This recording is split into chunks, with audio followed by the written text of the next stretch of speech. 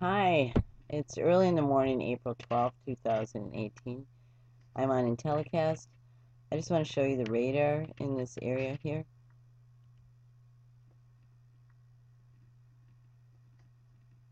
Okay, so come on. Look at this circle here where you can see that, and you can see another one coming in here. You can see that really clearly.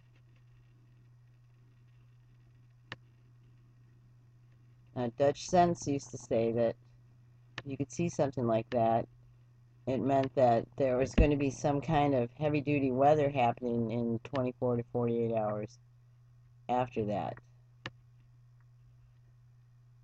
Okay, so you can see that, and here's the timestamp down here. And then I'm just going to back up a little bit. Oops, that was backing up too much. Those circles are earthquakes. We'll just take that off for now. I wanted to get up here.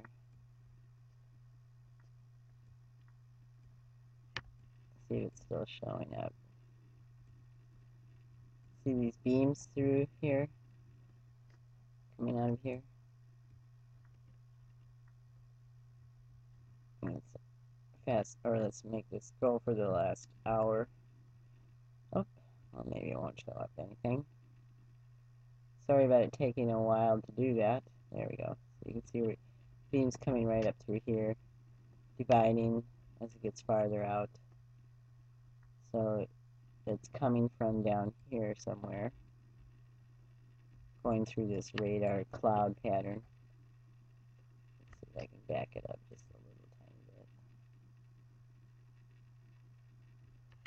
You can see it shooting out through this way too. So the center is in here somewhere.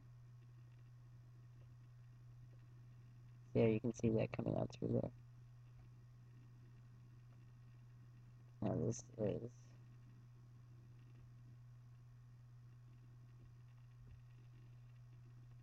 Billings, Montana. This is Colorado.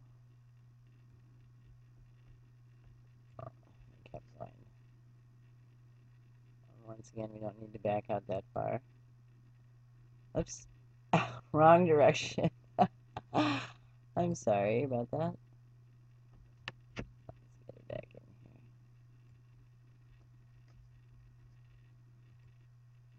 A little bit more. Move up. Move up, baby. So here's the circular pattern over here in Wisconsin, Illinois. And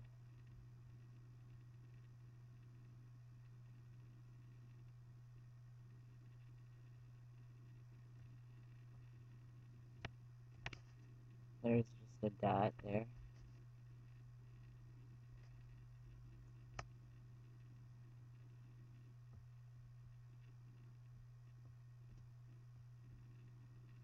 And you can see the beams coming through here also.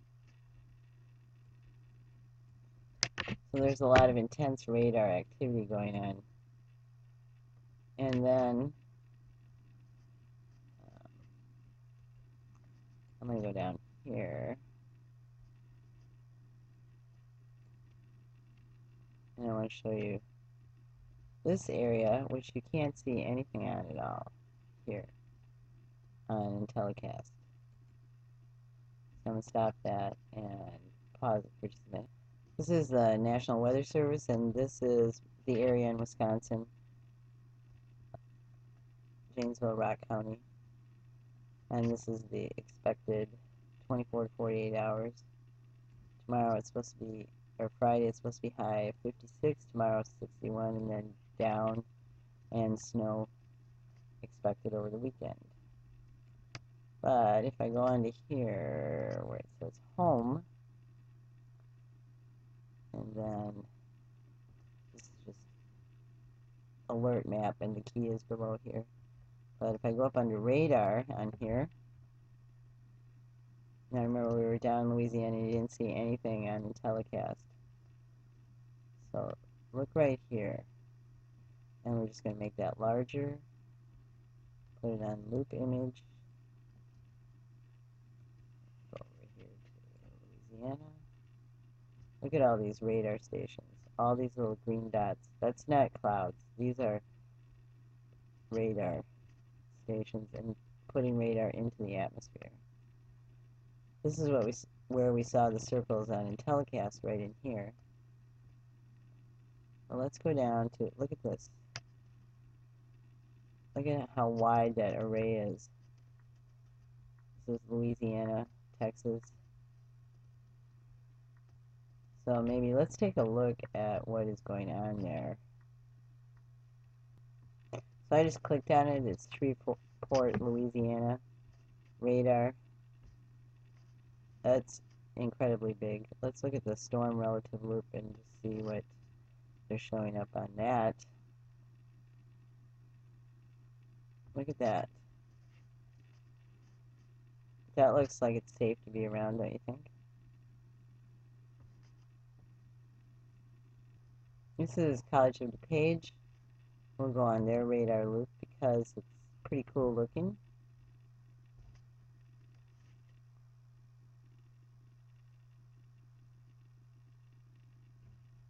Now you can see that big array here.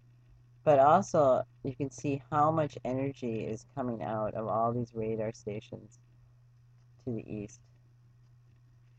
That's an amazing amount of energy being put out into the atmosphere. This one is just incredible here. So you can click on NexRad sites, and I can click right there. And there we can see it, but it's so huge on the screen, even though I have a big screen. Why is this showing up? I don't want that. Just a moment. There we go. Okay, so I want 48, because that's about what my computer can handle. Your computer might be able to handle more. It's going to take a moment, so I'm just going to, oh.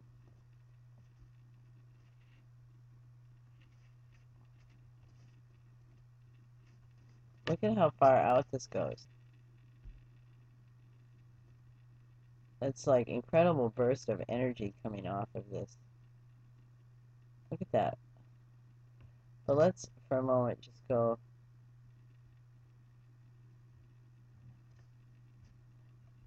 Oh wait, let me do something else first. Let's put it on. This one, storm relative mean velocity, it kind of gives you a sense of intensity. That, again, shows that purple outer circle. These different colors, the green and the red with the white in the middle here, is showing direction of wind. And it doesn't look like there is any kind of storm or anything going on. It just happens that there's a lot of radar energy. I'm going to pause it. Okay, so for just a moment I'm back on IntelliCast to show you what they're showing for cloud cover here in that area where the radar is out, which looks like there's no reason to have radar at that intensity. What would be the reason for that? You know, it doesn't look like there's any logical reason to have radar at this intensity. It just doesn't make sense to me at all, except for to spy or to do something to temperament of people or as an experiment. The radar is also really intense right here. And actually, if you look at it, all along the coast here,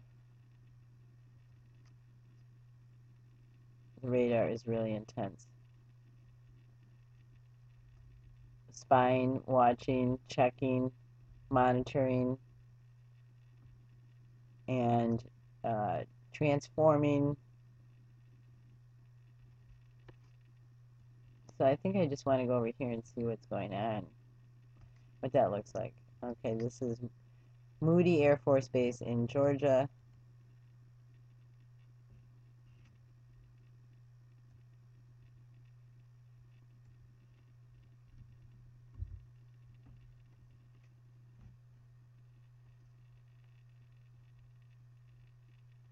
You see like a little flash over here, but let's look at this and see what that looks like.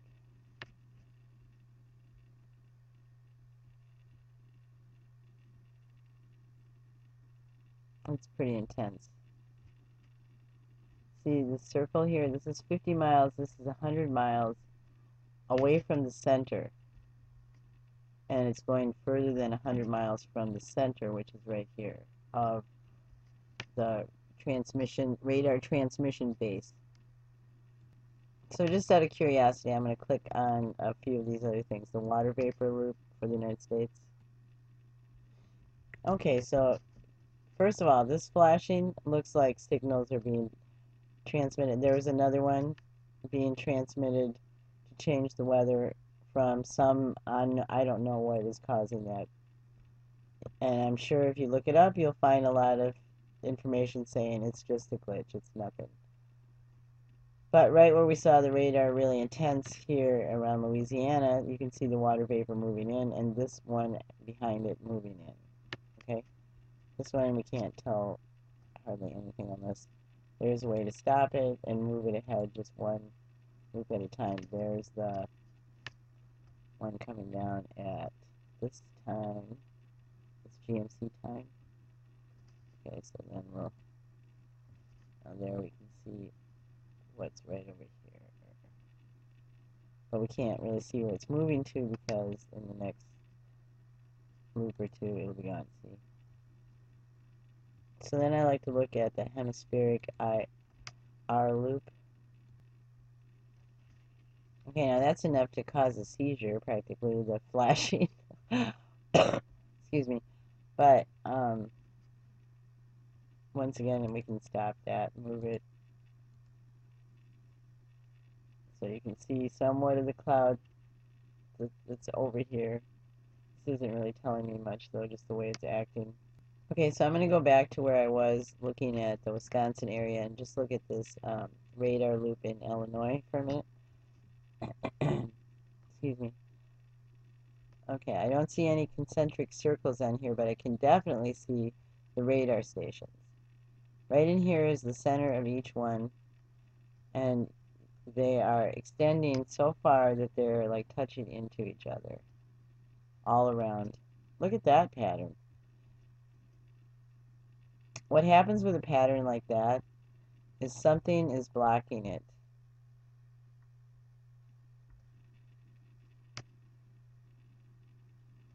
Let's see if we can get a little closer.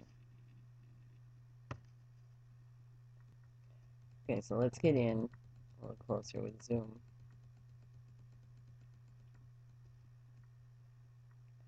So the radar can't go beyond something here. And what it is, I don't know. It's certainly way too big to be a building.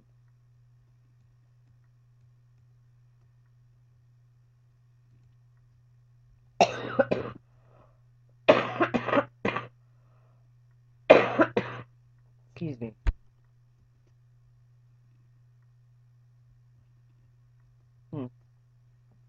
Intriguing. Look at this line right here that's showing up. Oops. See that line right there? That's weird. Okay, a minute left. Weather radar is microwave radiation pulses. Okay? Okay, so PMC, I have the link below. National Library of Medicine, National Institute of Health. Recent advances in the effects of microwave radiation on brains.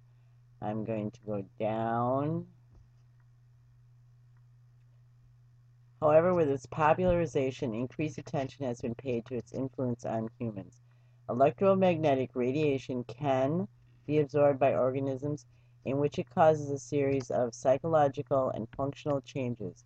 Many intricate electrical activities occur in the central nervous system, including learning and memory, which are therefore vulnerable to electromagnetic radiation. Sleep disorders in addition to learning and memory impairments. Here's a little scale. Notice the radar, and I'm grateful for you and here at your service. Bye.